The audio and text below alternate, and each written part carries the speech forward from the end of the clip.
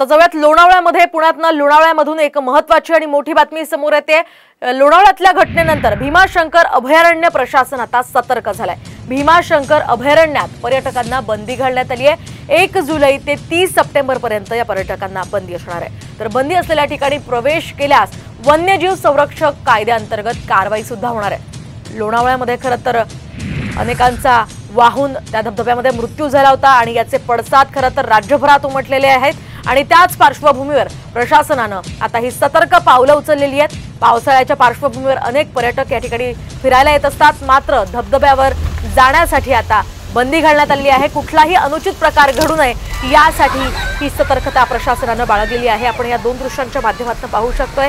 याच धबधब्यामध्ये 5 जणांचा बुडून मृत्यू झालेला होता, त्याचा थरारक व्हिडिओ सुद्धा या ठिकाणी समोर आलेला आहे। त्या पार्श्वभूमीवर कुठलाही अनुचित प्रकार आता यापुढे घडू नये त्यासाठी भीमाशंकर अभयारण्यामध्ये पर्यटकांना जाण्यासाठी बंदी घालण्यात आली आहे।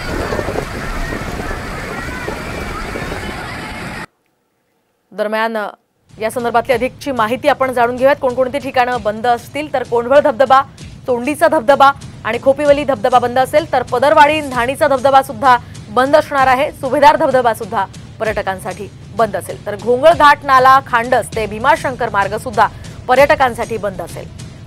पदरवाडी शिडी घाट ते काठेवाडी हा रस्ता सुद्धा बंद असणार आहे, त्यामुळे पर्यटकांनी या ठिकाणी जाणं टाळलं पाहिजे।